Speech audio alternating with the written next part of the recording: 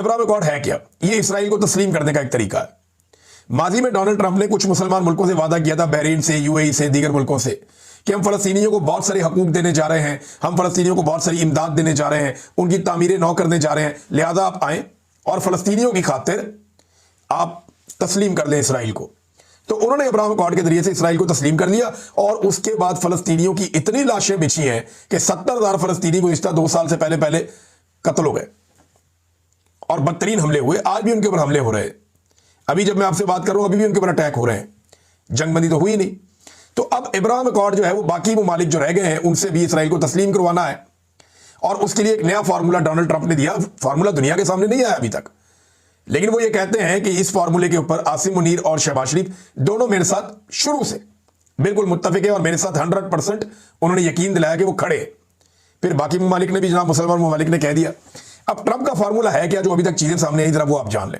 Number 1, Trump ये चाहते हैं कि जंगबंदी हो जाए और जितने भी इसराइली कैदी हैं जिन्हें पकड़ा हुआ है हमास ने, यरगमाल बनाया, उन सबको छोड़ दें और बाद में इसराइली भी उसके बदले में कैदियों को रिहा कर दे। फिर आहिस्ता आहिस्ता फौज वहां से निकल दी जाए। उसकी टाइमलाइन कोई नहीं है, लेकिन यहां पे मुख्तलिफ ममालिक की एक फोर्स, जैसे नेटो की फोर्स होती है ना, जैसे मुसलमान मुल्कों की एक फोर्स होती है, जैसे मिला जुला के बहुत सारी फौजों की मिला के एक फौज बना के किसी इलाके में बिठाई जाती है कि यहां पे आपने अमन कायम करना है। और अमन कायम करने के लिए जिन इलाकों में इनको बिठाया जाएगा वहां पे हर तरह का असला, हर तरह की चीज, उसके खिलाफ एक एक्शन होगा, एक सफाया होगा। तो उसमें पाकिस्तान की फौज को भी शामिल किया जाएगा और पाकिस्तान जो है वो अब अब्राहम अकॉर्ड के ऊपर बिल्कुल राजी है, किसी किस्म की कोई रुकावट नहीं है। पाकिस्तान की हुकूमत ने यह काम आसिम मुनीर साहब की एक्सटेंशन से पहले कर देना और ये इनको पहले करना होगा हर हाल में। तो ये काम अब होने जा रहा है कि पाकिस्तान इसराइल को तस्लीम कर दे या अब्राहम अकॉर्ड का हिस्सा बनने जा रहा है। सिंपल अगर आप ये कहें तो कान को इधर से पकड़ दें या इधर से पकड़ दें, ये पाकिस्तान करने जा रहा है। मामला ट्रंप का नहीं, ट्रंप ने वही किया जो शुरू से करता चला आ रहा है और वो अपने मुंह से कहता है कि मैं ये करूंगा। नेतन्याहू ने जो किया वो अपने मुंह से कहता है मैंने करना, मैं करूंगा। मामला पाकिस्तान की दोगली मिलिट्री एस्टेब्लिशमेंट का, पाकिस्तान के दोगले सियासतदानों का और दोगले मौलवियों का है। इन्होंने कौम को हमेशा चूरन कोई और बेचा। मैं एक दफा गया एसएसजी कमांडोज की ट्रेनिंग को कवर करने के लिए, मैंने कहा देखूं ये ट्रेनिंग कैसे करते हैं। तो इन्होंने कहा जी बड़ी सख्त ट्रेनिंग होती है। मैंने कहा देखते हैं, लोगों को भी दिखाते हैं। मैंने प्रोग्राम किया, बड़ा मशहूर हुआ वो प्रोग्राम। तो वहां पे ना एक पत्थर लगा हुआ था बहुत बड़ा, जहां से कमांडो अपनी ट्रेनिंग शुरू करते हैं। तो उसमें जनाब कुछ नाम लिखे हुए थे मुल्कों के, शहरों के। तो एक नाम उसके अंदर दिल्ली का लिखा हुआ था, एक लिखा हुआ था श्रीनगर का, एक लिखा हुआ था यरूशलेम का। तो मैंने उनसे पूछा, वहां जो कमांडोज थे जो ट्रेनिंग करवा रहे थे, मैंने कहा यार ये आपने नाम लिखे हुए हैं। उन्होंने कहा जी यहां तक कमांडोज ने जाना है, यानी दिल्ली में भी परचम लहराना है, पाकिस्तान का फतह करना है, और श्रीनगर भी हमने फतह करना है, कश्मीर बनेगा पाकिस्तान, और हमने यरूशलेम भी जाना है हमारी फौज ने और वहां जाके फतह करना है। ये उन्होंने एसएसजी कमांडोज का जो ट्रेनिंग सेंटर है वहां पे शायद आज भी उस पत्थर पे लिखा हुआ हो। मेरे ख्याल में सुबह कमांडोज को चाहिए कि उठ के मिटा दें। अब किसी और तरीके से यरूशलेम जाना है, उस तरीके से नहीं जाना। तो अब मामला क्या है, इसको जरा आप समझें कि डोनाल्ड ट्रंप बात कर रहे हैं गाजा की, और डोनाल्ड ट्रंप वहां पे एक नई अबूरी हुकूमत बनाने जा रहे हैं जिसकी सरबराही डोनाल्ड ट्रंप के पास होगी और उसमें टॉनी ब्लेयर को भी शामिल किया जाएगा और दीगर कुछ मुसलमानों को भी छोटे मोटे मामलात में शामिल किया जाएगा। गाजा की तामीरें नौ की जाएगी, वहां से हर किस्म की दहशतगर्दी को खत्म किया जाएगा, जैसा कि हमास को दहशतगर्द कहते हैं या बाकी तंजीमों को, उन सबको वहां से हमेशा के लिए इसराइल के खिलाफ जितने खतरात हैं वो सारे वहां से हटाए जाएंगे। यही है अब्राहम अकॉर्ड। और उसके बाद जब तमाम शराइत पूरी हो जाएंगी 20 की 20, फिर आखिर में यह फैसला किया जाएगा कि अब यह सोचा जाएगा, ये उसमें लिखा हुआ है कि सोचेंगे कि इसराइल को, फलस्तीन को रियासत के तौर पे तस्लीम करना है या क्या करना है। इसके ऊपर जो है वो एंड में एक कंडीशन है, यह भी मशरूत तौर पे है कि फलस्तीन को रियासत के तौर पे तस्लीम करना है या नहीं करना, क्या करना है, ये जनाब वो एंड के ऊपर आके करेंगे।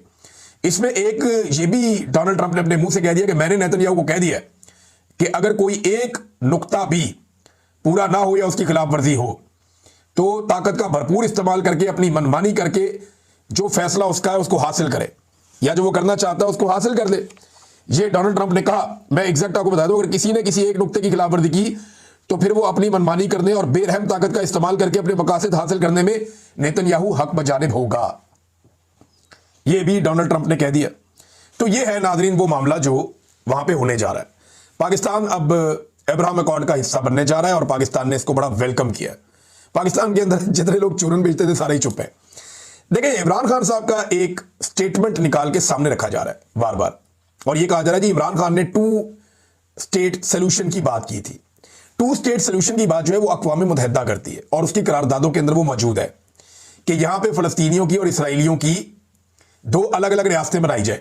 ये बात अरब ममालिक भी करते हैं, और इमरान खान साहब ने जो 2 स्टेट सोल्यूशन की बात की थी वो छोटा सा क्लिप निकाल के चलाते हैं, उसके अंदर पूरे को निकाल के सुने, और वो जो इमरान खान बार बार कहते थे वो निकाल के सुने।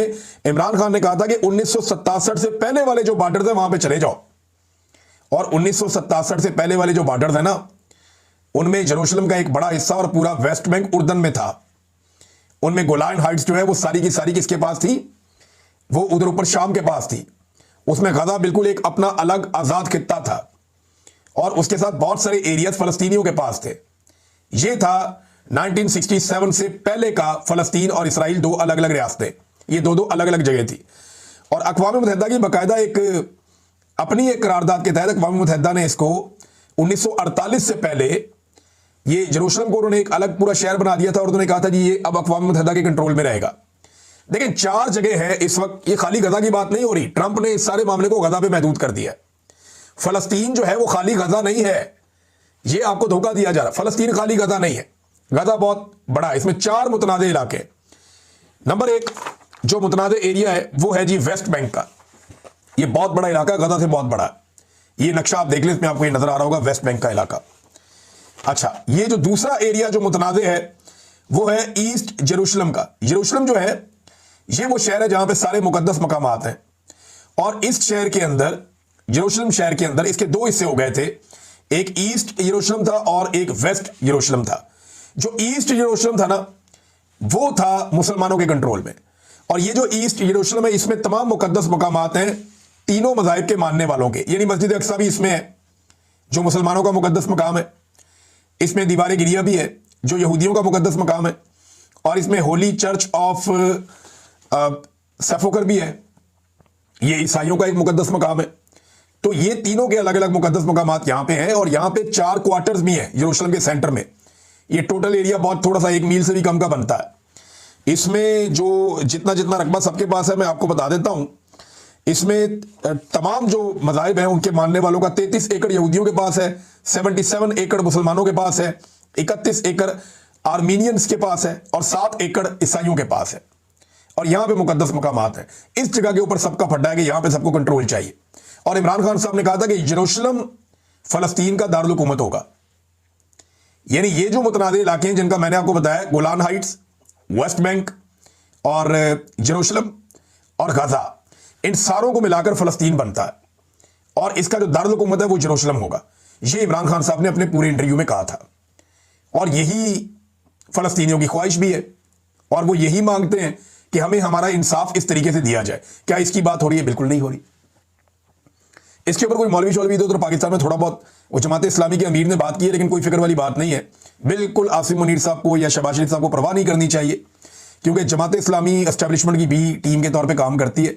अगर उन्होंने कोई एहतजाज किया भी तो वो एस्टेब्लिशमेंट की ईमा के ऊपर उनको फेस सेविंग मिलेगी कि आप छोटा मोटा कर लें, क्योंकि इससे जरा थोड़ा ट्रंप के सामने हीरो बनने का मौका भी मिल सकता है एस्टेब्लिशमेंट को कि देखिए जी हमारे मुल्क में एहतजाज हो रहा है, लोग निकल रहे हैं, इसके बावजूद हम आज आपके साथ खड़े हैं, हम कुर्बानी दे रहे हैं आपके लिए, इतना मुश्किल हमने स्टांस लिया है, तो उससे और फायदा होगा एस्टेब्लिशमेंट को।